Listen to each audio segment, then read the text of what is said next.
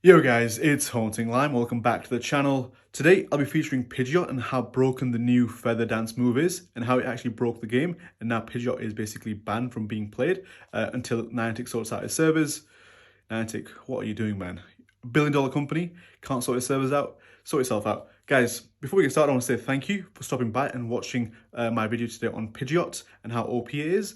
And guys, the best way to support the channel is basically by liking the video. It really helps me out. It gets my content further out there and it supports me by letting me know that you actually like the content. But also guys, if you like the content as well, please subscribe to my channel, but only if you do like what you see. And also guys, again, have a great day and best of luck with the Go Battle Night tonight, and let's get on with the actual games.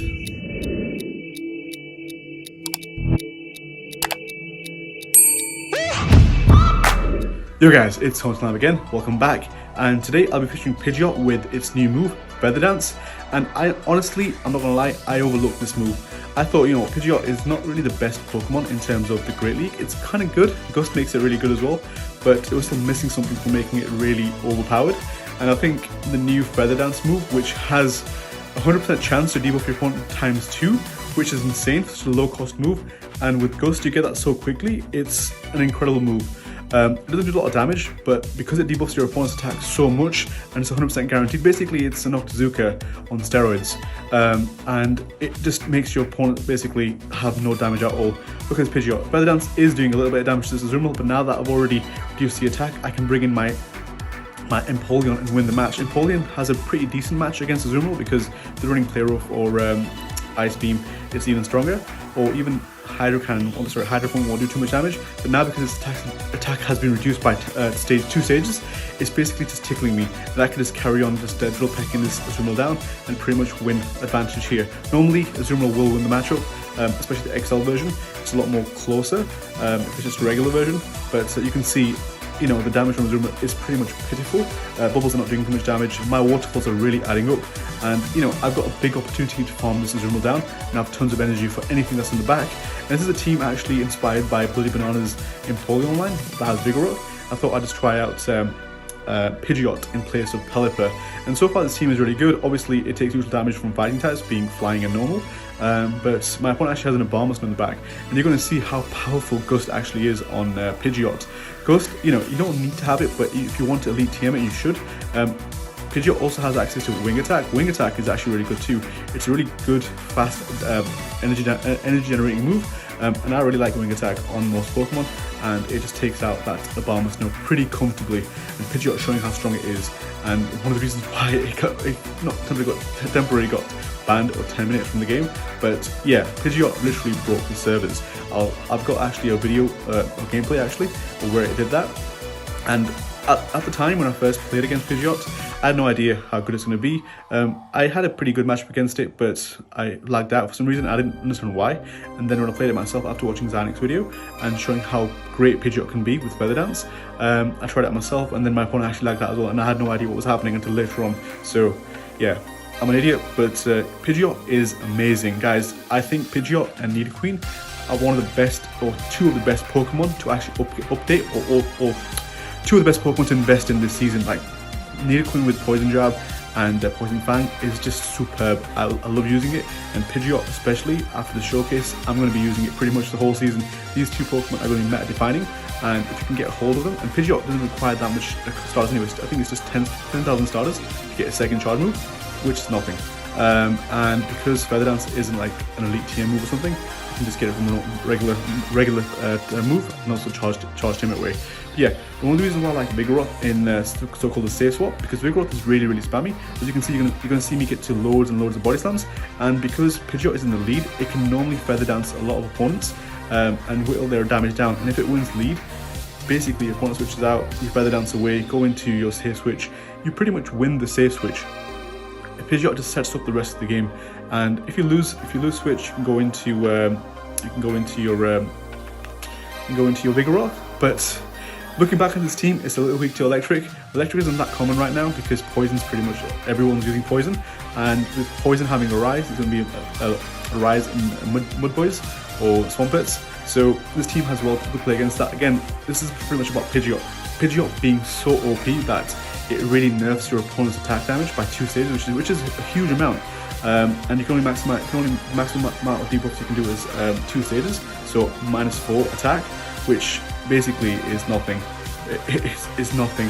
It throws your opponent down completely. So Pidgeot having access to Feather Dance makes it so versatile because it sets up your backline to win the save switch or the switch, and also sets up you having loads of energy on the farm down. So Vigoroth having tons of energy there, coming with it, just throw the body slam before I get this Hydro pumped in the face. I knew this wouldn't KO me, but I felt it was going to be really close, and it actually was pretty close. But thankfully Waterfall does more damage than Bubble. I was able to kind of stretch that win out. So guys, only got one set showcase here because I tried this out late yesterday night, and before Pidgeot actually got taken off the so-called playability list. And what a great lead. Pidgeot into Surf-Edged is basically, it's Surf-Edged stay over, and like I said, my opponent has to switch out there, and because my opponent switched out, I can just throw his Feather Dance and bail out into my Empoleon. Obviously both my backline is weak to Surf-Edged, so bringing in Empoleon is probably going to be the best way, because Vigoroth can still fight against the counter users because it builds up to the body slam really quickly. And here, look at that Hydro Pump, it barely did any damage. Like, Empoleon is fairly like beefy in the Great League, but it's not the most tankiest Pokemon around. But against the Zoomerl, like, it normally has a little bit of a struggle. It's very close, you might have to use a shield too, but because of the nerf on the damage on a Zoomerl, I don't have to worry about shielding anything, and I'm going to have tons of energy going into the Surf Edge, and my opponent actually goes for an Ice Beam, which is not the right play. He aggressively switches out into his Surf Edge, and I have this Drill Peck ready. I'm going to throw it, most likely get a shield. He actually doesn't shield. So I go back into my Pidgeot. One Gust should take it out. Whatever this is not going to take me out. I'm not worried at all. But how I would play the electric lead matchup is basically just Feather Dance my opponent, or even go for the Brave Bird. Pidgeot is very strong, but there's not too many electric types in the meta at the moment to worry about. But again, the meta is still defining itself. So I'm just kind of, right now I'm just testing out teams, testing out Pokemon. But guys, Nidoqueen is definitely the queen of the meta, and Pidgeot is going to be the king of the meta this season. So get building those. Pidgeot is obviously the cheaper investment, but you might have to elite fast TM to get Gust. Gust is a confusion clone. In terms of the so-called energy requirements. Okay, for us, let's start again. In terms of the energy gained, as well as the so-called turns it takes to actually do the animation, so you can be locked into the move, so you have to play around it. But thankfully it's not like Incinerate with 5 turns, which really locks you in. But look at this, Vigoroth is going to take down this Skarmory, and this is why I like Vigoroth. It's so spammy. Like, I've got almost 3 body slams ready, and counters do a lot of damage, and that just chips over time. And now I'm going for the Bulldoze. This is a flex, I don't have to do this. I could have just gone for the 2 body slams, but the reason why I'm going for the Bulldoze is because I forgot my opponent actually had a shield. But I'm just going to count this guy down. Obviously my opponent had to go for the Brave Bird there, but I don't think Brave Bird would have taken me out. Maybe it would have. It would be really close. This is the game where my opponent actually crashed, and my Pidgeot is so broken, so off to a really bad lead. So I go straight into my save switch. Vigoroth obviously enables me to align my Empoleon with Bastiodon. It's one of the reasons why I like this team core really much, because Bastiodon is pretty prevalent in the meta, and especially if Registeel starts seeing more play, these 2 Pokemon actually get a lot more play as well. So I'm going for, I tried to go for the Bulldoze before. Body Slam isn't going to do too much damage, neither is Bulldoze. Basically I get walled by this Drifloon, and here I was like, wait, what's happening here? Like, I had no clue. So my opponent actually lagged out, or weak connectioned out, and I'm attacking here thinking, what's happening here? So it takes me a long time to realize this, like my opponent isn't attacking, and or is basically lagged out, and this is where it starts clicking. This happened to me as well. So I give a chance for my opponent to actually log back into the game. The reason why I carry countering is because my Pokemon isn't doing any damage at all. I did actually speed that up a little bit in terms of the wait time. I waited for a good minute or so. My opponent came back, and I'm just going to basically body spam him. I switch out here because I'm thinking, you know what? If my opponent doesn't come back, I have to win the game or finish the game off, because I really don't want to be in this matchup for too long, because it already is taking a lot longer than it normally would. And I switch into my Pidgeot, basically gust it down, and I know my opponent comes back now, and he brings back in his Bastiodon, which obviously isn't great for Pidgeot, but look how tanky Pidgeot actually is. My Pidgeot I think is rank 3 or something, or it's really highly ranked, and those smackdowns are really not doing too much damage, as much as I thought they would do, and because of Feather Dance. And again, my opponent lags out here again, so I get the first Feather Dance off, and my opponent basically crashes out again. So Pidgeot crashing out my opponent twice in one game, which is ridiculous. Like, this is one of the reasons Niantic needs to nerf, well not nerf the so-called Feather Dance move yet. It will get nerfed because it's so strong, but this is one of the reasons why Niantic took out Pidgeot, because it just breaks the servers, making your opponents disconnect. And I can't believe it, my opponent must be pissed right now. Twice in one game being disconnected by Pidgeot. And I think it's when you go for the Feather Dance, basically after that so-called move, your opponent has or basically gets DC'd very shortly. So here, my opponent actually has a Meganium in the back. So looking at his lineup, he had a Bastion for my Pidgeot, which would have been quite annoying. But like you saw before, Smackdoms weren't doing too much damage. Vigoroth obviously was out there as well. So my opponent would have won the switch in terms of Vigoroth versus Driftblim, but my opponent should have a pretty decent matchup against his Bastiodon if I won switch, and obviously his Meganium to a certain degree with the Drill Peck. So this is obviously one of those games where Mew is a strong lead against Pidgeot, and I've got to watch out for the the Wild Charge. Wild Charge will almost KO.